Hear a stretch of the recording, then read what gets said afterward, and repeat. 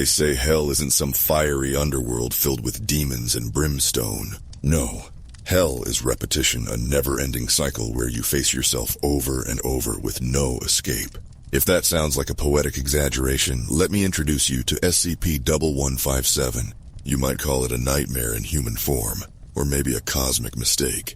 But officially, it's the Bifurcating Man. SCP-1157 isn't just one person.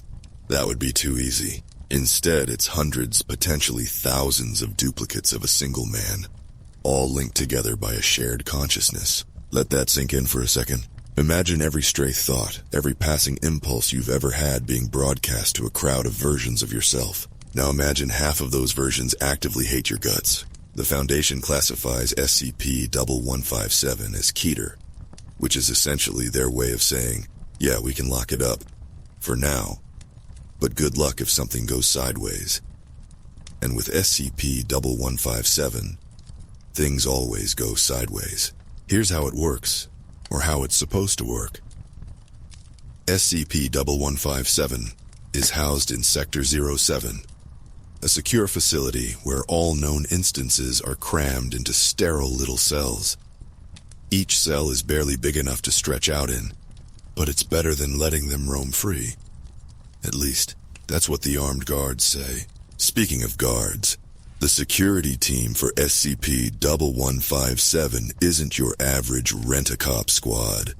These are heavily trained operatives packing enough firepower to take down an angry mob, which is exactly what SCP-1157 becomes every 4 weeks. You see, at exactly 3:08 a.m. Eastern Standard Time, SCP-1157 undergoes what the Foundation calls a bifurcation event. What that means, in less clinical terms, is that every single instance of SCP-1157 splits in two.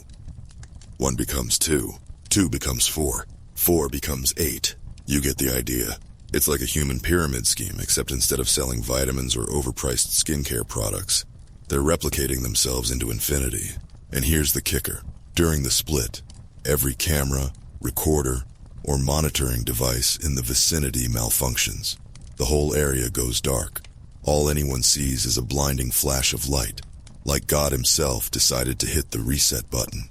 When the light fades, there are twice as many SCP-1157s as there were before. Naturally, the Foundation has a plan for this Protocol G7. As soon as the bifurcation happens, the containment chambers flood with a sedative gas strong enough to knock out a rhino. Security teams then storm in, gas masks on, and start playing the world's most morbid version of One of These Things Has to Go. That's right. Half of the newly duplicated SCP-1157s are euthanized on the spot. No ceremony, no second chances, just a syringe, a body bag, and a spot in the incinerator. Harsh? Maybe. Necessary? Absolutely. Because if you let too many instances live, you end up with what the Foundation calls an exponential breach scenario. And trust me, you don't want that. Here's where things get really fun or horrifying, depending on your perspective. SCP-1157 doesn't just duplicate itself physically. Every instance is connected through a kind of mental network. Think of it as Wi-Fi for thoughts, except there's no password and everyone's logged in all the time. This shared consciousness is both a blessing and a curse. On one hand, it lets the Foundation track down rogue instances by interrogating the ones they've already caught. On the other hand, it means that every SCP-1157 knows exactly what's happening to the others. Imagine being locked in a tiny cell, knowing that your brothers are out there, plotting their next move. Imagine hearing their screams when Protocol G7 kicks in. The mental link also explains why SCP-1157 is so damn dangerous. It's not just one guy trying to escape or fight back. It's a hive mind, constantly evolving, constantly learning. When one instance figures out how to bypass a security measure, every other instance instantly knows how to do it too. Now let's talk about the original SCP-1157, or as close to original as you can get. He's a Caucasian male, mid-30s, brown hair, blue eyes, basically the kind of guy you wouldn't look twice at on the street. But don't let the bland exterior fool you. This man is a walking Pandora's box, and the lid's already off. The first time the Foundation encountered SCP-1157, he, or rather, one of his clones walked into a police station in Arizona and turned himself in, claimed to be part of a terrorist cell. When the cops realized something didn't add up, they called in the big guns. That's how SCP-1157 ended up in containment, where he's been ever since, or at least, most of him has. As of the last report, there are 32 instances of SCP-1157 safely contained, 34 confirmed dead, and 45 euthanized during containment. But here's the part that keeps the Foundation up at night. There are 86 instances still unaccounted for. 86 clones running loose, blending in, multiplying. So, why does any of this matter to you? After all, the Foundation's got this under control, right? Well, here's the problem. Containment is a losing game. Every time SCP-1157 multiplies, the odds of a breach go up. And when a breach happens, it's not just a handful of clones escaping. It's a domino effect. One SCP-1157 out in the wild can turn into thousands within a year. Thousands of identical men, all linked, all sharing the same drive. Survival at any cost. They don't care about laws, morals, or innocent bystanders. They care about one thing, ensuring their existence continues, no matter how many people they have to kill to make it happen. The Foundation has a motto: secure, contain, protect. But with SCP-1157, it's more like delay the inevitable and pray for a miracle. Now that you know the basics, let me leave you with this. SCP-1157 isn't just a story about science gone wrong. It's a story about identity, power, and the terrifying implications of a world where one man's nightmare can become everyone's reality. The next time you're out in public, take a good look at the people around you. The man in the coffee shop, the guy jogging in the park, the driver in the car next to you. Any one of them could be SCP-1157. And if they are, well, you'd better hope the Foundation is faster than they are. Because if even one SCP-1157 gets away, the cycle begins again. And this time, it won't end until there's no one left to stop it. And that brings us to now. Roy Grayson, an ordinary mechanic in an ordinary town, was about to have his life turned upside down. He didn't know about SCP-1157. He didn't know about bifurcations or hive minds or Protocol G7. But he was about to learn. What started as a mundane late-night shift in his garage would soon unravel into a nightmare, a first-hand encounter with the anomaly that could end the world as we know it. Roy's story begins with a knock at the door.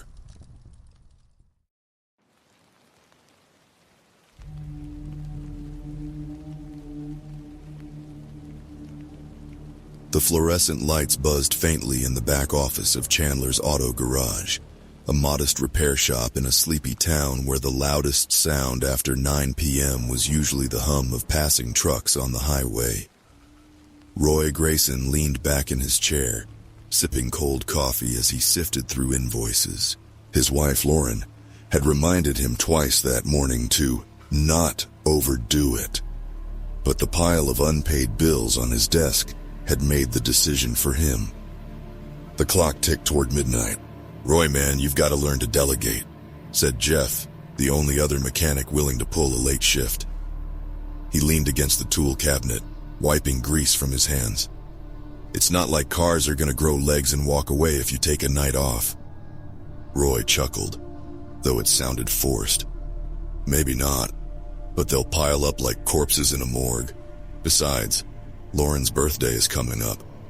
I want to make sure she gets the weekend off without worrying about money." Jeff smirked. Yeah, Mr. Romantic.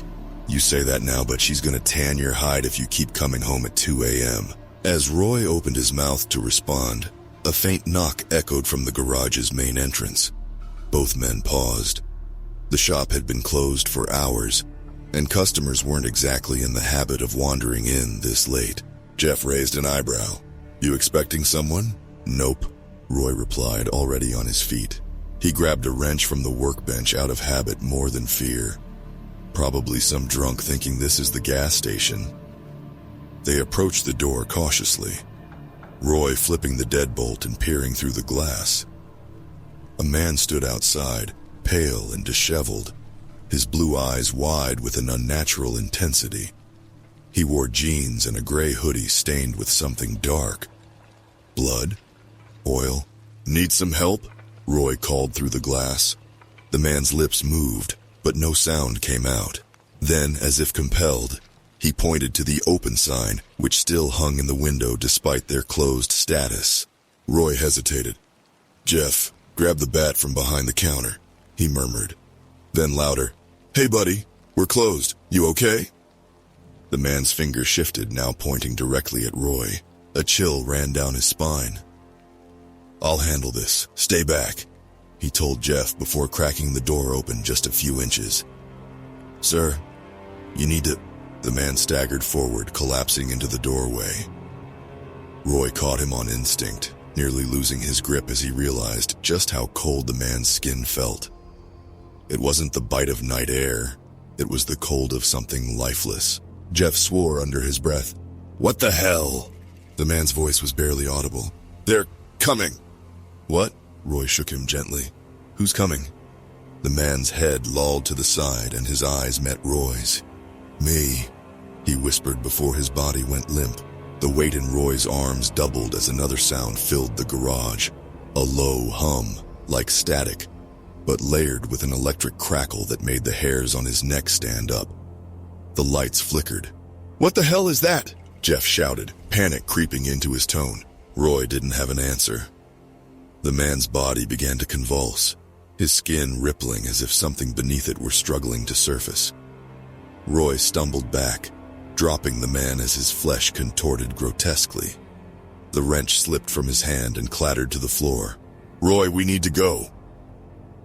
Jeff was already halfway to the back exit, but Roy stood frozen, his eyes fixed on the impossible scene unfolding before him. The man's body split, not in the way a body should, with jagged edges or ruptured organs. No, this was something unnatural. A clean bifurcation, as if an invisible scalpel had sliced him down the middle. In his place were now two identical men, each gasping for air, their eyes darting wildly around the room. Roy's mind raced. He knew what he was seeing, but it refused to register as real. "Roy!" Jeff's shout broke through the haze. He grabbed Roy's arm and pulled him toward the rear door. "I don't know what the hell that is, but we're not sticking around to find out." The humming intensified, filling the air with an almost suffocating pressure. Behind them, the two figures rose to their feet, moving in unison. "Wait," one of them called, their voice eerily synchronized. "Don't go, we need help." The words were human, but the tone was off, hollow, as if they were mimicking speech rather than using it. Jeff didn't hesitate, yanking the door open and dragging Roy into the alley behind the garage. They didn't stop running until they were halfway down the street, lungs burning and legs trembling. "What the hell was that?" Jeff panted, leaning against a lamppost for support. Roy shook his head, words failing him. His eyes darted back toward the garage, now ominously silent. The humming had stopped, but the memory of it lingered, vibrating in his bones. "I don't know," he finally said, his voice barely above a whisper. But it wasn't human. The two men stood there, the cool night air doing little to calm their nerves. And then faintly from the direction of the garage, they heard it, a voice, their voice, calling out into the darkness. "Roy, Jeff, don't leave us." Roy didn't sleep that night. Neither did Jeff. After their panicked sprint from the garage, they had retreated to Roy's small ranch house at the edge of town, locking every door and drawing the curtains. Jeff collapsed onto the couch, trembling, while Roy sat at the kitchen table nursing a bottle of whiskey he'd barely touched since his bachelor party a decade ago. "What the hell was that?" Jeff asked again, breaking the silence. His voice was hoarse from shouting, his fingers clenching and unclenching as though he couldn't decide whether to reach for the bottle or his phone. "I don't know." Roy replied, though the words felt hollow. He couldn't shake the image of that man, no. Those men standing perfectly in sync, their movements like a synchronized dance. Maybe a chemical leak or, I don't know, something in the air. Jeff scoffed. Chemical leaks don't make people split in two, Roy. And they sure as hell don't make them call after us in our own voices. Roy didn't respond. The words had hit too close to home. He'd been trying to convince himself that what they'd seen had some sort of rational explanation, a hallucination caused by exhaustion or fumes from the garage. But no matter how many times he replayed the scene in his head, the details didn't change. What if? Jeff hesitated, glancing toward the window. What if there's more of them now, like copies? The thought made Roy's stomach churn. He wanted to tell Jeff he was being ridiculous, but something stopped him. That hum, that sickening electric crackle, was still etched into his mind. "I'll call the cops," Roy said finally, grabbing his phone. "Tell them there was a break-in or something. They'll figure it out." Jeff snorted. "Yeah, because the local sheriff's department is totally equipped to handle that. You think they'll even believe us?" Roy's thumb hovered over the screen. He hated to admit it, but Jeff was probably right. Even if they managed to explain what had happened without sounding insane, there was no guarantee the police would know what to do. Still, doing nothing felt worse. He dialed anyway. When the sheriff's deputy arrived an hour later, Roy and Jeff were still on edge. The deputy, a stocky man named Harris, with a perpetually skeptical expression, took one look at the two of them and frowned. "You boys been drinking?" he asked, eyeing the half-empty bottle on the table. "Not enough to make this up," Jeff shot back. "There's something in the garage, man. You gotta see it." Harris sighed, adjusting his belt. "All right, show me." The three of them arrived at the garage just as the first rays of dawn began to creep over the horizon. The building looked normal enough from the outside, but Roy's heart raced as they approached the door. The memory of those two identical figures standing in the dim light was fresh in his mind. Harris knocked twice before pushing the door open. "Sheriff's Department. Anybody in here?" The garage was silent, save for the faint drip of a leaky pipe in the corner. The workbench was exactly as they'd left it, the tools scattered, and the wrench Roy had dropped lying on the floor. But there was no sign of the man or men they'd seen the night before. "Looks like you boys scared yourselves silly," Harris muttered, stepping further inside. "Probably some junkie passing through town. You said he was pale? Probably strung out." "It wasn't that," Roy insisted. "There were two of them. He stopped short, unsure how to describe what had happened without sounding insane. Harris gave him a look. "Two, huh? Like twins or something?" Jeff opened his mouth to argue, but a sound stopped him.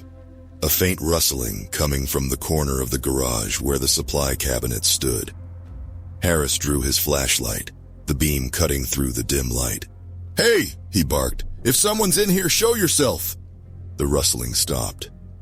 Then slowly, the cabinet door creaked open. For a moment, nothing happened. Then, a hand emerged, pale, shaking.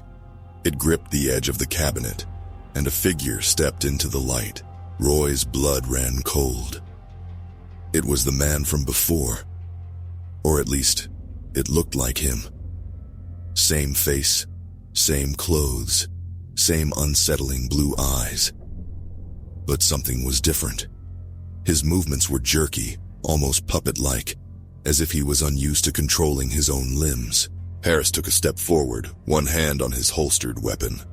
"Sir, are you hurt? Do you need—" The man turned his head sharply, fixing Harris with a gaze that stopped him mid-sentence. Then he spoke, his voice a hollow echo. "They know." Harris blinked. "What? Who knows?" The man didn't answer. Instead, he began to move, his body twitching as though fighting some unseen force. Roy took an involuntary step back, his breath catching in his throat. The air in the room felt heavier, charged with the same electrical energy he'd felt the night before. "Harris, we need to leave," Roy said, his voice barely above a whisper. Harris ignored him, stepping closer to the man. "Sir, I need you to—" The hum started again. Louder this time. The fluorescent lights flickered, casting eerie shadows across the room. Roy's heart pounded as he realized the sound wasn't coming from the man. It was coming from everywhere. "Get back!" Jeff shouted, grabbing Roy's arm. But it was too late. The man's body convulsed, and with a sickening crunch, it happened again. A flash of light filled the room, and when it faded, two identical figures stood where the man had been. Harris stumbled backward, drawing his gun. "What the—" Before he could finish, the two figures moved in unison, stepping toward him. Their expressions were blank, but their eyes burned with something unspoken. Harris raised his weapon, but the figures stopped suddenly, tilting their heads as if listening to something. Then, in perfect synchronization, they smiled. Roy didn't wait to see what happened next. He grabbed Jeff and bolted for the door, Harris's shouts echoing behind them. As they ran, Roy couldn't shake the feeling that the figures were watching them. Their smiles burned into his memory. "Roy," Jeff gasped as they reached the truck. "What the hell is happening?" Roy didn't answer. He couldn't. All he knew was that they couldn't stay here. Not anymore. Roy gripped the wheel of his truck with white-knuckled intensity as he drove, the horizon blurring in the early morning light. Jeff sat beside him, staring out the passenger side window, his face pale and drawn. Neither man had spoken since they left the garage, leaving only the sound of the engine and the wind rushing past to fill the silence. Finally, Jeff broke. "We left him, Roy." Roy didn't respond. His eyes stayed fixed on the road. "Did you hear me? We left him. Harris." Jeff turned, his voice trembling. "What if those things—" "What was I supposed to do, Jeff?" Roy snapped, his voice harsher than intended. "You saw what happened back there. You think we could have stopped it?" Jeff leaned back in his seat, his jaw tightening. He wanted to argue, but he couldn't find the words. Deep down, he knew Roy was right. Whatever they'd encountered back at the garage wasn't something you could fight. Not with fists. Not with guns. Maybe not with anything. "We need to call someone," Jeff muttered after a long pause. "The National Guard, the FBI, hell, the Army. Somebody who can deal with whatever the hell this is." Roy shook his head. "And say what? That people are splitting in half and multiplying like some kind of virus? They'll think we're out of our minds. Then we need proof." The words hung in the air like a challenge. Roy's stomach twisted. Proof. That would mean going back or worse, encountering more of them. They ended up in a rundown motel on the outskirts of town, the kind of place that smelled like stale cigarettes and cheap disinfectant. Roy paid cash for the room and didn't even flinch when the clerk gave him a strange look. Jeff sat on the bed, scrolling through his phone for any news or explanations, while Roy stood by the window, peeking through the blinds every few seconds. "Nothing," Jeff said, tossing the phone onto the bed. "No reports of anything weird in town. No missing person alerts. It's like it didn't even happen." "That's how they'll get away with it," Roy muttered, his eyes still scanning the parking lot. "They're just gonna keep multiplying until there's too many to stop." Jeff frowned. "What do you mean?" Roy let the blinds fall shut and turned to face him. "Think about it. Every time one of those things splits, it doubles. 1 becomes 2, 2 becomes 4. And they know what they're doing, Jeff. They're organized. Harris was armed, and he didn't stand a chance." Jeff's face darkened. "You think they're planning something?" "I don't think, Jeff, I know." Before Jeff could respond, a knock came at the door. Both men froze. "Who the hell?" Jeff whispered. But Roy held up a hand to silence him. He grabbed the tire iron he'd brought from the truck and approached the door slowly, his pulse pounding in his ears. "Who is it?" he called, his voice steady despite the terror clawing at his chest. No answer, another knock, louder this time. Roy gestured for Jeff to stay back as he inched closer to the door. He peeked through the peephole, his breath catching as he saw a man standing outside. Pale, brown hair, blue eyes. It was the man from the garage. Roy stumbled back, his grip tightening on the tire iron. "It's him!" Jeff's eyes widened. How the hell did he find us? The knock came again, harder this time. Then a voice. "Roy, Jeff, let us in." The word sent a chill down Roy's spine. The voice wasn't angry or threatening. It was calm, polite, but there was something wrong about it, something that made his skin crawl. "We know you're in there," the voice continued. "We just want to talk." Jeff shook his head furiously. No way are we letting him in." Roy didn't answer. His mind raced, torn between fear and curiosity. They needed answers, didn't they? "Proof?" "Roy," Jeff hissed, "don't even think about it." But it was too late. Roy took a deep breath and unlocked the door, pulling it open just enough to peek through. The man stood there, smiling faintly. Behind him, another figure loomed, identical in every way. "We just want to talk," the first man said again, his voice unsettlingly calm. Roy's throat went dry. What do you want?" "To help," the man replied. "We know you're scared. We would be too, but there's nothing to be afraid of. Not if you understand." "Understand what?" Roy demanded, his knuckles whitening around the tire iron. The man tilted his head slightly, as if considering the question. "What it's like to be one of us." Roy felt his blood run cold. "What do you mean, one of you?" The second man stepped forward, his smile mirroring the first's. "You'll see." Before Roy could react, the first man reached out, grabbing the edge of the door. His grip was impossibly strong, and he pushed the door open effortlessly, sending Roy stumbling back. Jeff screamed, grabbing a lamp and hurling it at the intruders. It shattered against the wall, but the men didn't even flinch. They stepped inside, their movements perfectly synchronized, their smiles unwavering. "You'll see," they said in unison. The hum began again, filling the room with a nauseating energy. Roy felt his knees go weak as the air grew heavy, pressing down on him like an invisible weight. His vision blurred, and for a moment, he thought he saw a faint glow emanating from the men's bodies. And then, as if on cue, they began to split. Roy grabbed Jeff and bolted for the bathroom, slamming the door shut and locking it. The hum grew louder, almost deafening, as the sound of footsteps echoed just outside. "Roy," Jeff whispered, his voice trembling. "What do we do?" Roy didn't answer. He didn't have an answer. All he could do was pray that the door would hold. The bathroom door rattled, its thin wood buckling slightly with each impact. The hum from the other side was deafening now, vibrating through Roy's chest and making it hard to think. Jeff crouched in the corner, clutching the broken ceramic shard of a soap dish as if it could protect him. "They're going to get in," Jeff whispered, his voice shaky and uneven. "What the hell are we going to do?" Roy pressed his weight against the door, his hand braced on the lock. "We keep them out. That's the plan." "That's the plan?" Jeff hissed. "We're locked in a damn bathroom. What happens when they split again? What happens when there's more of them?" Roy didn't have an answer. He couldn't admit the truth that they had no plan, no escape route, no hope. Instead, he focused on the door, his knuckles white as he pushed back against the increasing pressure from the other side. Then, abruptly, the rattling stopped. The humming softened, fading into silence.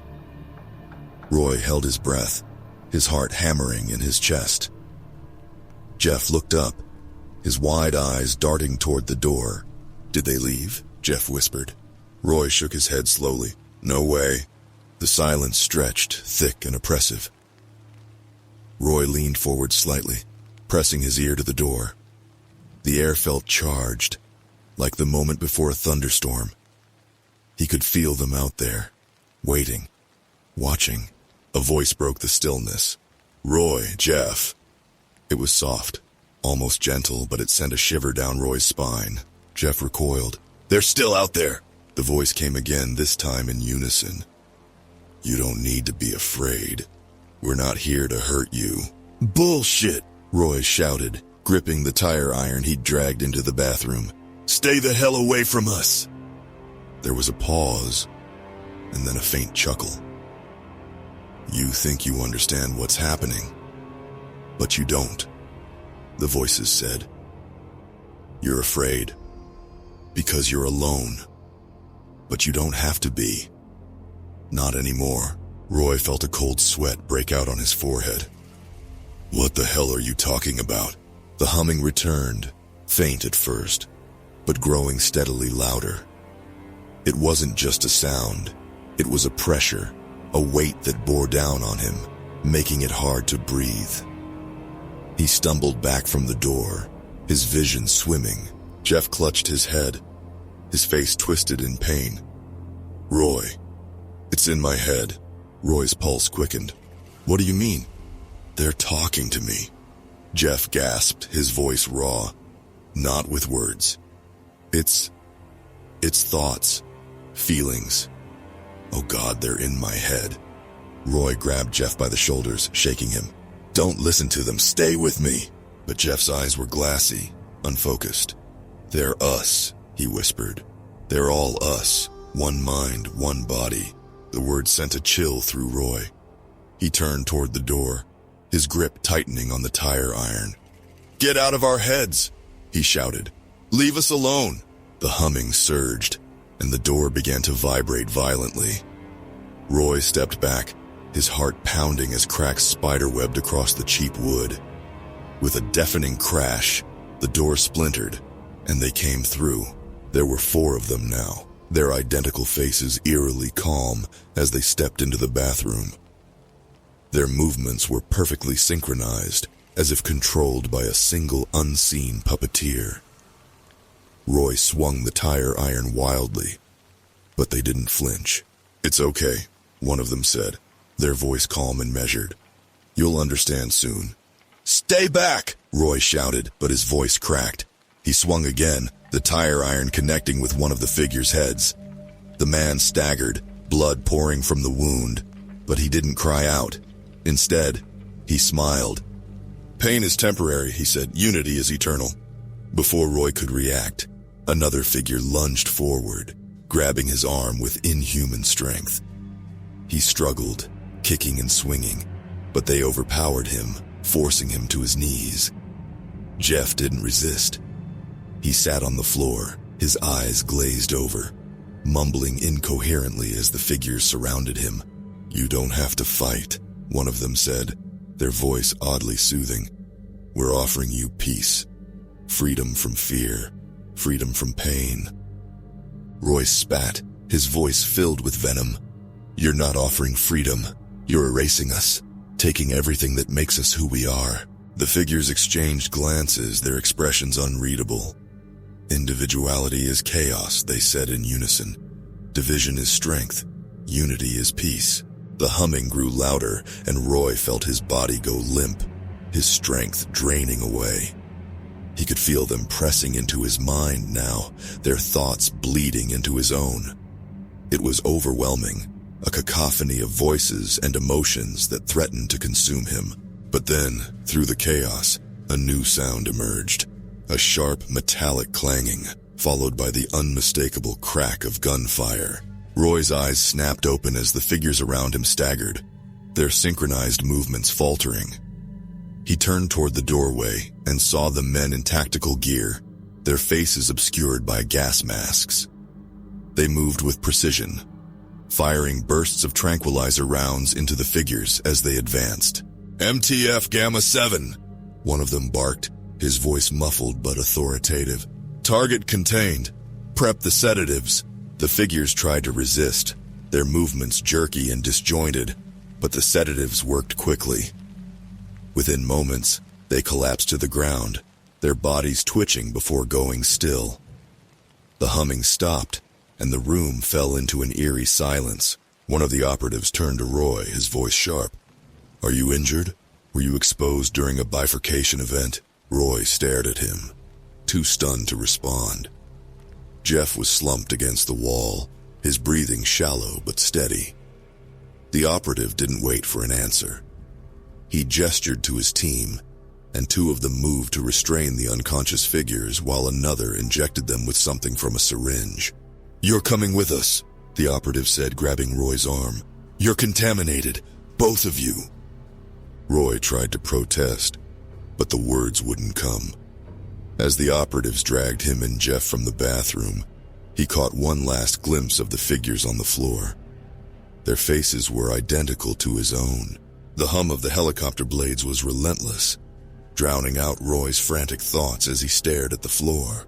His wrists were bound with zip ties, the plastic digging into his skin every time the aircraft banked. Beside him, Jeff sat slumped and unresponsive, his head lolling with every bump. Neither of them had spoken since the masked operatives from Mobile Task Force Gamma 7 had dragged them from the motel. Across from them, one of the operatives, his black tactical gear emblazoned with the letters MTFG7, watched them in silence, his rifle resting across his lap. The man's face was obscured by a gas mask, but his posture radiated authority. The air reeked of antiseptic and sweat. Roy swallowed hard, his throat dry. Where are you taking us?" he managed to croak. The operative didn't respond. "Hey," Roy pressed, his voice rising with desperation. "You can't just—" "We can," the operative interrupted, his voice flat and muffled through the mask. "For your safety and everyone else's." Roy glared at him, anger bubbling up despite his fear. "Safety? You call this safe? My friend's practically catatonic and You were exposed," the operative cut him off. "Both of you. That's all you need to know." Roy clenched his fists, the plastic ties biting into his skin. Exposed to what? Those things? The copies? What the hell is going on? The operative tilted his head slightly, as if considering whether to answer. "You encountered SCP-1157, he said finally. "That's all you need to know for now." "SCP what?" Roy asked, confused. "What does that even mean?" The operative didn't answer, turning his gaze back toward the cockpit. Roy felt his frustration grow, but before he could press further, a voice crackled through the helicopter's comm system. "Sector 07 in sight. ETA 2 minutes. The operative nodded, tapping his earpiece. "Understood. Prep containment procedures for 2 civilians. Possible secondary bifurcation exposure." Roy's stomach churned at the word bifurcation. He glanced at Jeff, who hadn't moved since they boarded. "Jeff?" he said quietly, nudging him with his shoulder. "Hey, come on, snap out of it." Jeff's head lolled toward him, his eyes glassy. "They're still in my head, Roy," he whispered. "Even now, I can feel them. All of them." Roy's breath hitched. "What are you talking about?" Jeff didn't answer. He just stared at Roy, his expression blank. Then faintly, he smiled. The helicopter touched down on a concrete pad surrounded by high fences and floodlights. Armed guards flanked the landing zone, their rifles trained on the aircraft as it powered down. Roy felt his heart sink as he took in the facility, a grim industrial compound with no windows and towering walls that seemed to stretch forever in all directions. This wasn't a hospital. It wasn't a police station. It was something else entirely. The operatives hustled them off the helicopter, keeping their rifles trained on the figures they had sedated. 2 of the identical men were strapped to stretchers, their faces serene despite the restraints. Roy couldn't bring himself to look too long. It was like staring into a warped mirror. A woman in a lab coat approached, flanked by more guards. Her dark hair was tied in a tight bun, and her sharp eyes scanned Roy and Jeff with clinical detachment. "These are the civilians?" she asked, addressing the lead operative. "Yes, Dr. Torres," the operative replied. "They were present during a bifurcation event. One of them," he gestured to Jeff, "is showing signs of mental contamination." Dr. Torres frowned, pulling a tablet from her coat pocket and swiping through a series of files. "We'll need to run a full battery of tests. Quarantine them both. Sedate the contaminated one if necessary." "Wait, hold on," Roy protested, struggling against his restraints. You can't just lock us up. We didn't do anything. Dr. Torres barely glanced at him. You were exposed to SCP-1157. That makes you a potential vector for further anomalies. Anomalies? Roy repeated, incredulous. What does that even mean? We don't even know what those things are. Why aren't you explaining anything? Dr. Torres sighed, tapping her tablet impatiently. Fine. I'll give you the short version. SCP-1157 is a biological anomaly that replicates itself every 4 weeks during what we call a bifurcation event. The duplicates are identical in every way, but share a limited collective consciousness, meaning they experience surface thoughts and impulses as a hive mind. Roy stared at her, stunned. A hive mind? You're saying those things are connected? All of them? Dr. Torres nodded. Correct. There are currently dozens of uncontained instances of SCP-1157, and the longer they remain loose, the more they replicate. Left unchecked, they could outnumber the human population within a year. The enormity of her words hit Roy like a punch to the gut. He thought back to the motel, the way the copies had moved in perfect sync, their voices blending into a single, eerie chorus. But why us? We're not part of this. You are now, Dr. Torres said bluntly. Exposure to SCP-1157's shared consciousness has side effects. Mental contamination. It starts with a faint hum in the back of your mind, then progresses to shared thoughts, impulses, and, in rare cases, bifurcation. Roy felt his blood run cold. You think we'll turn into one of them? That's what we're here to find out, Dr. Torres said. She turned to the guards. Take them to Containment Wing B, quarantine protocols active, and prep for the next bifurcation event. The guards grabbed Roy and Jeff, dragging them toward the facility. Roy struggled, shouting, "You can't do this! We're not infected! We're not like them!" Dr. Torres didn't respond.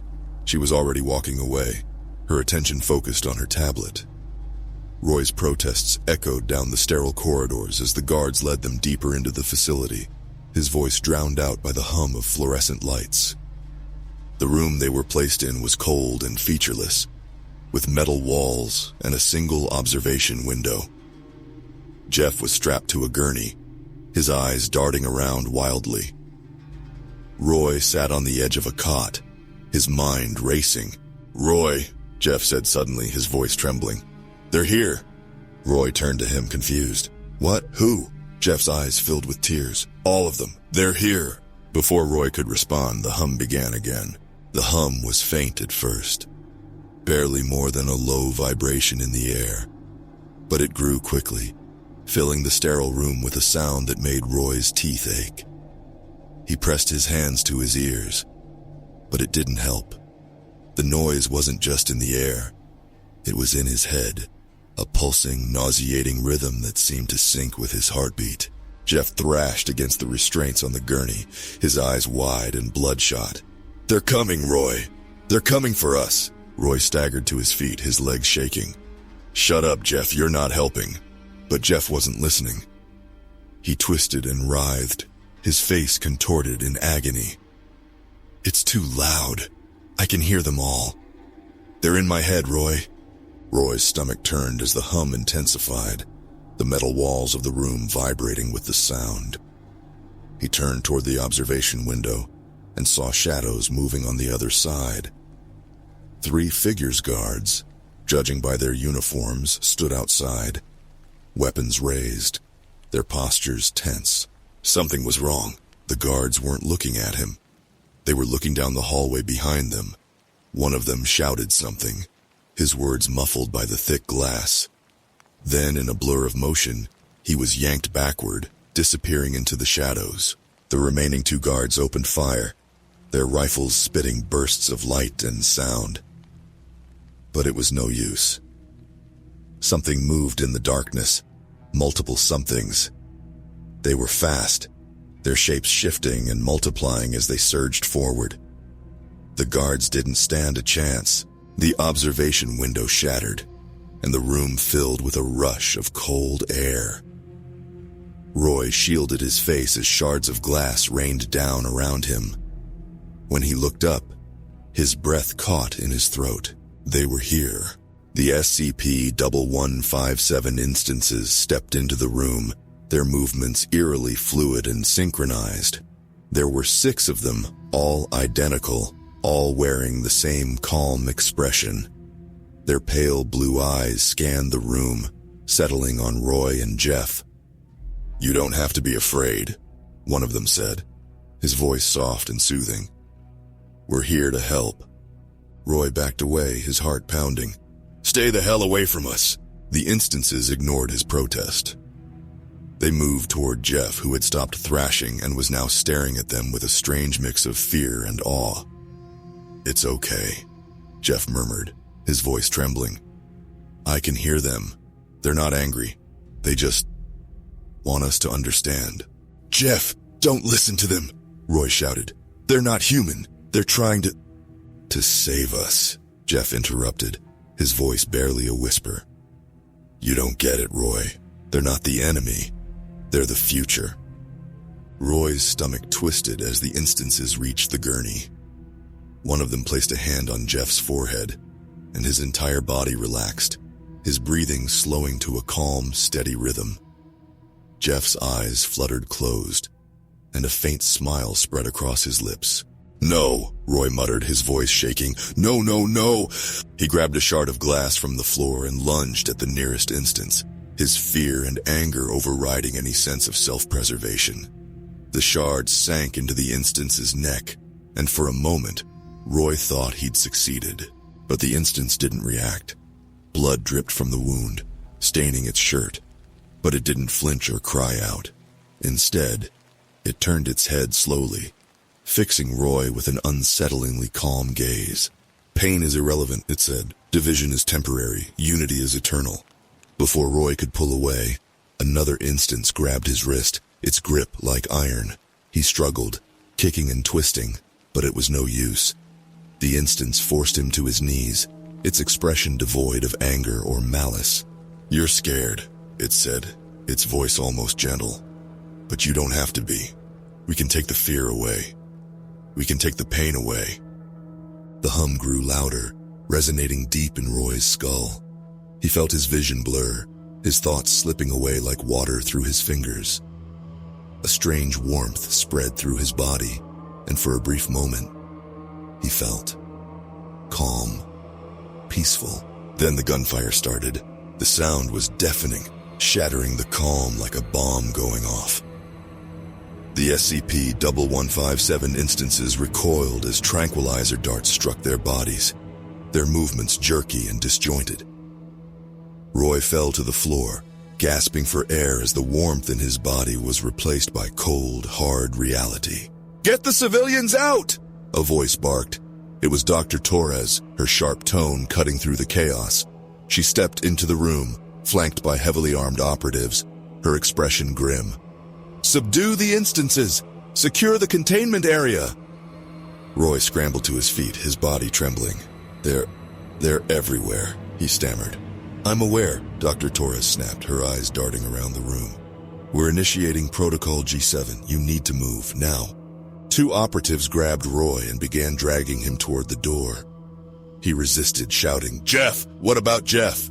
Dr. Torres hesitated, glancing at the gurney where Jeff lay motionless.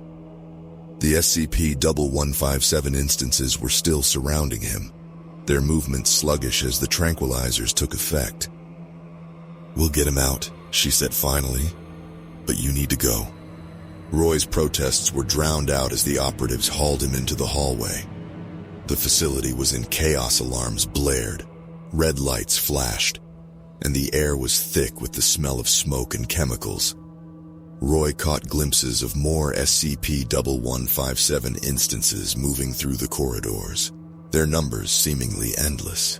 "Where are they all coming from?" he shouted over the noise. "They're replicating," one of the operatives said grimly, "faster than we expected." By the time they reached the exit, Roy's legs felt like they were going to give out.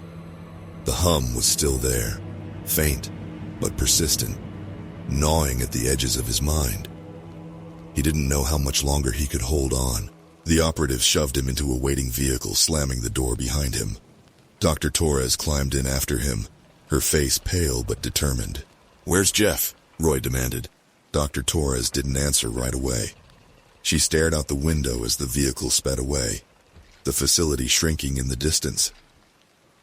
"We'll do what we can," she said finally, her voice hollow. Roy felt a lump rise in his throat. "You're leaving him behind, aren't you?" Dr. Torres didn't respond. The hum in Roy's head grew louder. The vehicle hurtled down a dirt road, the facility shrinking into the distance as alarms and gunfire echoed faintly behind them. Roy sat motionless in the back seat, his chest heaving as he struggled to process the chaos they'd just escaped. His hands trembled, clutching the edges of the seat as if letting go would send him spiraling into an abyss.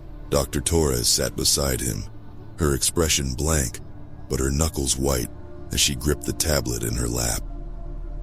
The operatives in the front seats exchanged terse words into their radios, but Roy couldn't make out what they were saying. His ears still rang with the hum of SCP-1157, the hum that hadn't left his head since the motel. "Where's Jeff?" Roy asked again, his voice breaking. "What happened to him?" Dr. Torres didn't look at him. She stared straight ahead, her lips pressed into a thin line. "He's compromised." "Compromised?" Roy spat. "He's my best friend. You left him in there with them." Torres turned to him, her sharp gaze cutting through his anger. "Your friend made his choice the moment he stopped fighting," she said coldly. "Once SCP-1157 begins to influence someone's mind, they become a liability. A vector." "A vector?" Roy snapped. "He's not a disease, he's a person." Torres sighed, rubbing her temples. "This isn't about morality, Mr. Grayson. It's about containment. Do you have any idea what's at stake here? If even one of those instances escapes into the public..." "They already have," Roy interrupted, his voice trembling. "You said so yourself. They're out there, multiplying. So what the hell are you doing about it?" Torres's jaw tightened. "Everything we can. But this isn't something we can fix overnight. The uncontained instances have already spread across multiple states. We're tracking them, neutralizing them where we can, but the more they multiply, the harder it gets." Roy leaned forward, his hands gripping his head. "This can't be real," he whispered. "This can't be happening." "It's real," Torres said quietly, "and it's not going away." The vehicle eventually pulled into a small, nondescript airstrip where a jet waited, its engines humming softly. Roy was escorted on board, his mind still spinning. He barely noticed as the operatives strapped him into a seat, his eyes fixed on the tarmac below. "Where are you taking me?" he asked, his voice hollow. "To a secure facility," Torres replied, settling into the seat across from him. "You'll be monitored for any signs of contamination. If you remain asymptomatic for 72 hours, you'll be released." "And if I'm not?" Roy asked, already dreading the answer.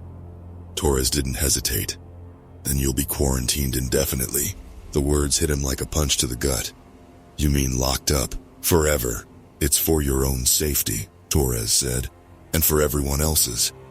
The jet took off, the ground falling away as they ascended into the clouds. Roy stared out the window, his reflection staring back at him with haunted eyes. He couldn't stop thinking about Jeff, his quiet murmurs, the strange smile on his face as the instances surrounded him. Had he been lost completely, or was there still a part of him that was? Jeff? The hum in Roy's head hadn't faded. If anything, it was louder now, a constant thrum just beneath the surface of his thoughts. He tried to ignore it, to push it aside, but it was like an itch he couldn't scratch. "Dr. Torres," he said suddenly, "what happens during a bifurcation event?" Torres looked up from her tablet, her expression unreadable. "Why do you ask?" "Because," Roy hesitated, "because I think it's about to happen." Torres froze, her eyes narrowing. "Explain." "The hum," Roy said, his voice shaking. "It's louder now. It's like I can feel them. Not just the ones from the facility, the ones out there, everywhere. Torres's expression darkened. She leaned forward, speaking into the comm system. Pilot, initiate lockdown protocol. Do not repeat. Do not allow anyone to leave this aircraft. What's happening? Roy demanded, panic rising in his chest. Torres ignored him, barking orders to the operatives on board. They moved quickly, securing the cabin and checking their weapons. One of them pulled out a syringe filled with a pale blue liquid and approached Roy. Hey, wait! Roy protested, trying to back away. What are you doing?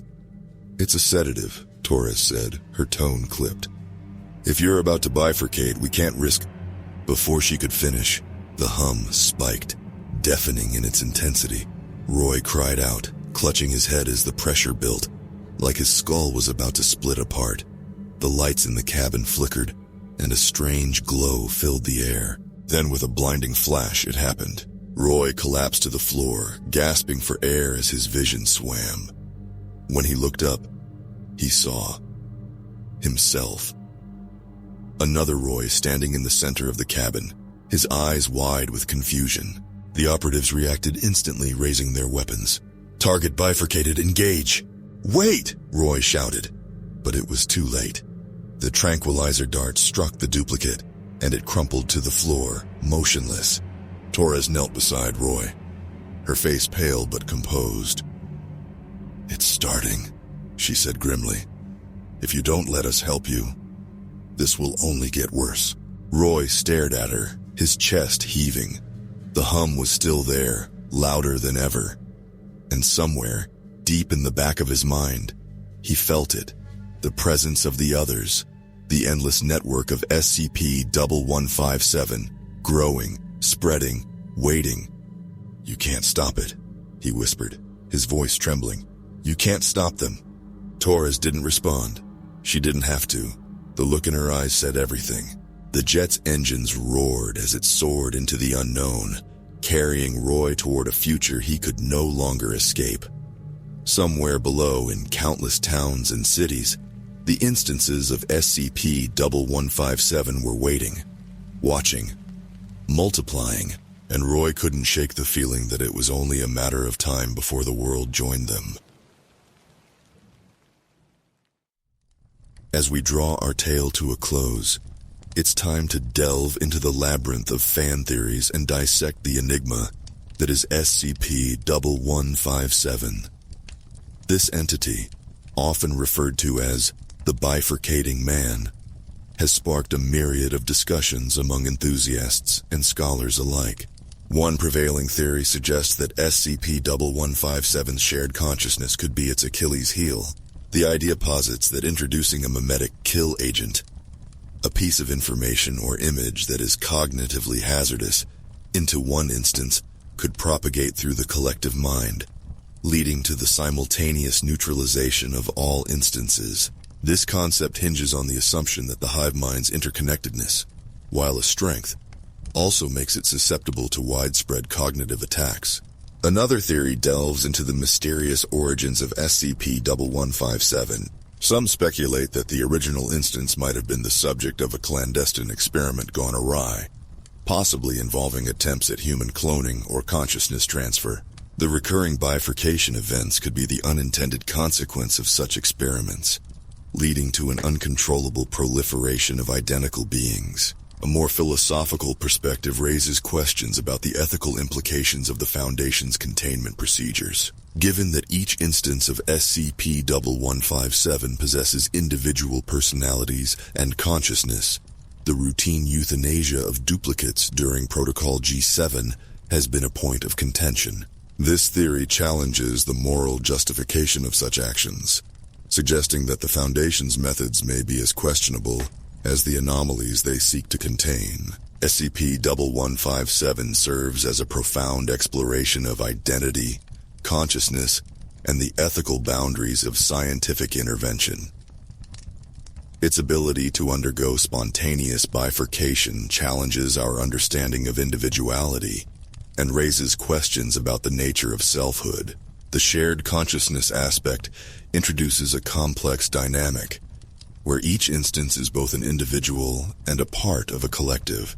This duality creates a unique psychological landscape, as evidenced by the internal conflicts and distress observed among instances. The mental network, while providing advantages in terms of shared knowledge and coordination, also subjects each instance to the collective's emotional and cognitive burdens. From a containment perspective, SCP-1157 presents significant challenges. The exponential growth potential necessitates strict protocols to prevent a scenario where the number of instances becomes unmanageable. However, these measures, particularly the systematic euthanasia of duplicates, raise ethical questions about the value of individual lives and the moral cost of ensuring broader safety. In essence, SCP-1157 is not merely a tale of a multiplying anomaly, but a narrative that compels us to confront deeper questions about identity, ethics, and the limits of control. As we conclude this journey into the unsettling world of SCP-1157, we're left with more questions than answers. The Infinite Man stands as a testament to the complexities and mysteries that lie at the intersection of science and the unknown. If you found this exploration intriguing, don't forget to hit the like button and subscribe for more deep dives into the enigmatic realms of the SCP Foundation. Share your thoughts and theories in the comments below. We'd love to hear your perspectives on this perplexing anomaly. Stay curious, stay vigilant, and until next time, keep questioning the shadows. SCP, subscribe, comment, play,